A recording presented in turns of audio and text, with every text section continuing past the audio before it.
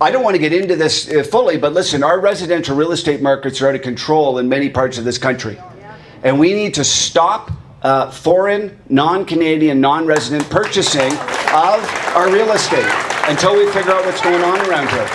And our farmland, okay? There's a lot of people that are snapping up our farmland and our residential real estate. People can't afford to live in southern Ontario, southern BC, right? I mean, it's well over $1 million to get a home that a family can live in Toronto. It's, you know, it's crazy.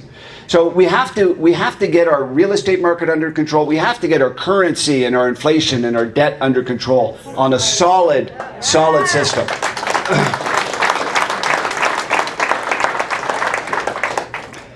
We have to open Alberta up for investment and become energy independent as soon as possible in this country.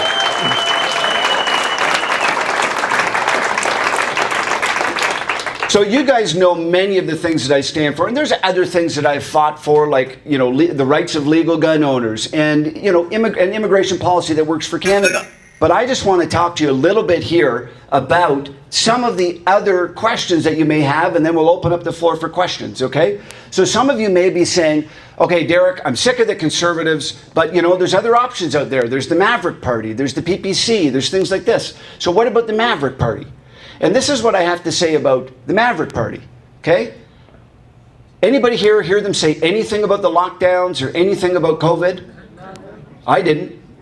So to me, they're done, okay? Had they been pounding the table and stuff like that, because they get up there and they say, oh, well, you know, we're not going to talk about anything controversial. We're just going to talk about things that benefit Alberta and the West.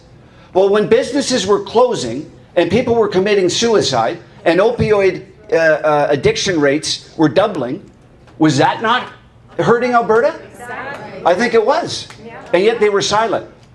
So they've proved, frankly, that they're useless. Yep. Okay? Now, yeah, let's clap. That's fine.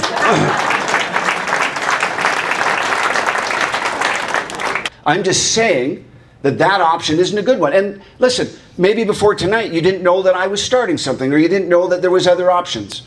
But as far as they're concerned, even if they win every seat where they're running, they'll never form government. They'll never pass a real bill. They'll be just like the Bloc Québécois, and they're irritating.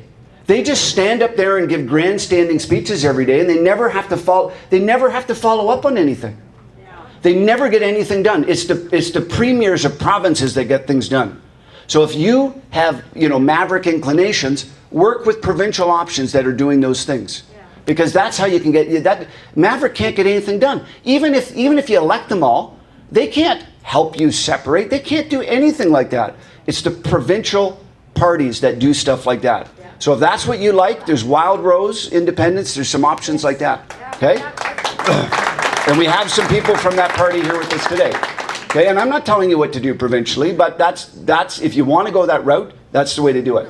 Okay? You're popular here out in Alberta, but what about Ontario? What about Quebec? If you start a movement, can you win in Ontario? Can you win in Quebec? The answer is yes, we can. Okay?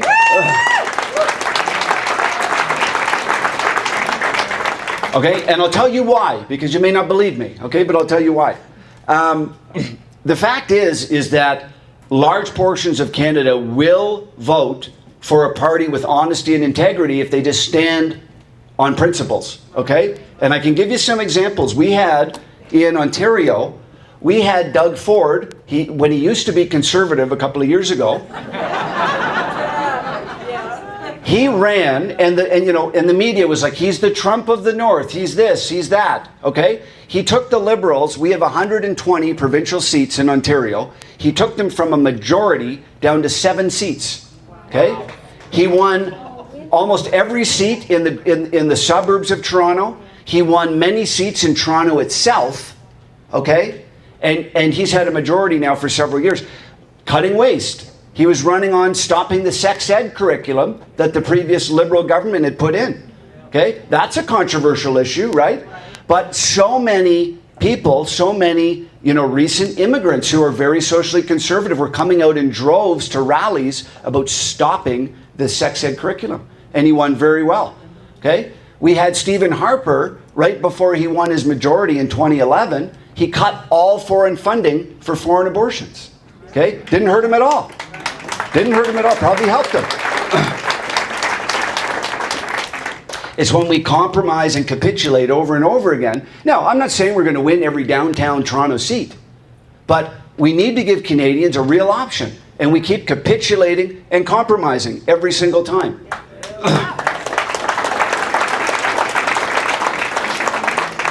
And I believe if we have a party that cuts through the partisan rhetoric, that puts Canadians first, and that fights for ideas that will actually make this country better, we can succeed. I know we can.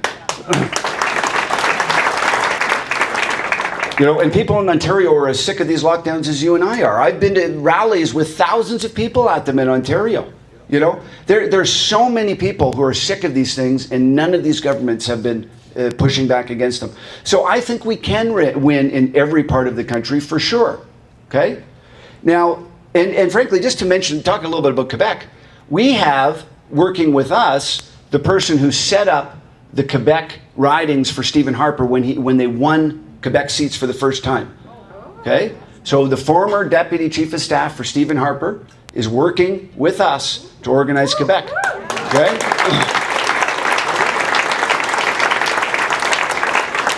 And there's areas of, I've traveled all throughout Quebec. A lot of the rural areas are small C Conservative, and they vote Bloc. They would just as soon vote Bloc if they were right-leaning, just because it's like, oh, well, they're going to put Quebec first. And they just, you know, it's the same way that, you know, people out here vote Conservative, whether they're doing their job or not. But there's people out there who have very similar value sets that we do. But remember, the only other province that had social credit MPs, a lot of them, is Quebec. They had a lot of social credit MPs. And these are in areas where the people lean socially conservative. They're hunters, they're gun owners, this kind of thing. So it's a lie to say that you can't win anything in Quebec. Now, we may not win much in Montreal and places like this, but you can win seats in Quebec, you can win seats in Ontario, you can win in every part of the country, for sure. And I've been in every province, and I've spoken to people just like you.